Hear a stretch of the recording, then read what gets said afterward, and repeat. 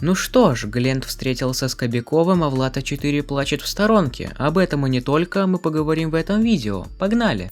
Ну что, уже смотрели это видео? Лично я, когда его увидел, я просто офигел. Мало того, что я увидел главу картеля, так он еще и в дуо с Глентом был, и это же вообще какая-то информационная бомба. Более 4 лет они никак не виделись и не общались, но в какой-то момент что-то произошло. Что-то очень серьезное и странное. Да ладно, я шучу. Просто Кобяков прилетел на концерт в Москву, и по счастливой случайности они как-то договорились встретиться и записать этот ролик. В свою очередь, ролик называется «Купил 50 запрещенных посылок», и в нем они распаковывали разные и порой даже очень странные посылки. Например, насадка на зубную щетку Шрек. Че надо? Сюда. Или Конь. И чё, как? Нормально?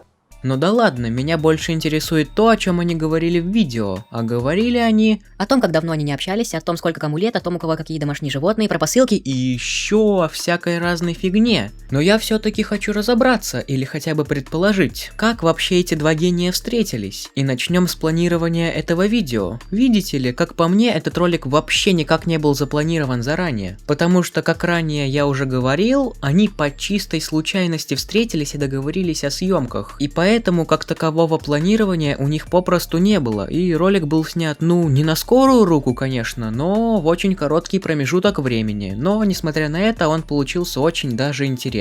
Ну а что там по сценарию? Был ли он? Или все видео было сплошной импровизацией? Я думаю, что очевидно, что абсолютно никакого сценария не было, потому что были паузы, черно-белые вставки, вот эти вот типа, подождите, оговорки и так далее. Но я считаю, что этому видео и не нужен никакой сценарий, потому что, во-первых, это была их первая встреча за последние 4 года, и Гленту было бы просто нецелесообразно закидывать Кобякова в условия жесткого сценария, так как они еще не привыкли друг к другу, не притерлись, скажем так, и видео по сценарию выглядело бы довольно странно и неестественно. И мне в принципе кажется, что на канале Глента вообще не было ни одного ролика по сценарию, потому что в основном он снимает игры, а там, как мы знаем, куча всяких непредсказуемых событий. Но довольно об играх, давайте лучше поговорим о самом Гленте, и я сразу скажу, что не буду говорить о том, когда он родился, какой его рост и так далее. Я хочу поговорить о его карьере, с чего он начинал и что он имеет сейчас. Ну а начинал он со знакомства с Владом А4. В 2015 году на фестивале блогеров, где Влад предложил Гленту должность креативного менеджера в своей команде, на что Глент ответил согласием, и собственно спустя 4 года, уже в 2019 году, Глент начал появляться в роликах на канале Влада и со временем стал полноценным участником его команды. Потом уже подтянулся Кобяков и следом Серега, и вот так вот собственно появилась легендарная команда Влада А4. Но, как мы знаем, ничего не бывает вечным, поэтому сначала ушел Кобяков, потом Серега и в конце концов сам Глент. И вот тут уже началось его самостоятельное плавание в мире Ютуба. Теперь ролики на его канале стали выходить гораздо чаще, и развитие его канала тоже пошло гораздо быстрее, и на данный момент времени на его канал подписано свыше 24 миллионов человек, что в свою очередь его очень хорошо вознаграждает, конечно же финансово. Ну а что там с Кобяковым? На канал Влада А4 Кобяков пришел позже Глента, а именно в 2018 году, где проснимался с командой 4 года, после чего в 2022 году покинул канал и начал карьеру певца. И его самая популярная песня — это «Пушка», которая собрала более миллиарда прослушиваний на всех площадках, и поэтому на его концерты приходит очень даже приличное количество человек. К слову, его следующий концерт пройдет в Воронеже 5 октября, поэтому те, кто живут там, можете уже задумываться о покупке билетов. Ну а пока вы смотрите билет, я вам расскажу о Владе А4, что с ним сейчас и что он делает на данный момент. Вообще, Влад немного подзабил на свой канал, ибо ролики там выходят очень-очень редко, даже реже, чем у меня. Но на это есть свои причины. Например, вероятнее всего он углубился в свой бизнес и, что самое важное, начал сниматься в фильмах, например, «Новые папины дочки». И еще он подписал контракт с телеканалом СТС в качестве ведущего, что тоже очевидно отнимает очень много времени. И получается, что на собственный YouTube канал, с которого фактически все начиналось, у него просто не осталось времени и сил. Ну а вы подписывайтесь на канал, ставьте лайк этому видео, а я пошел.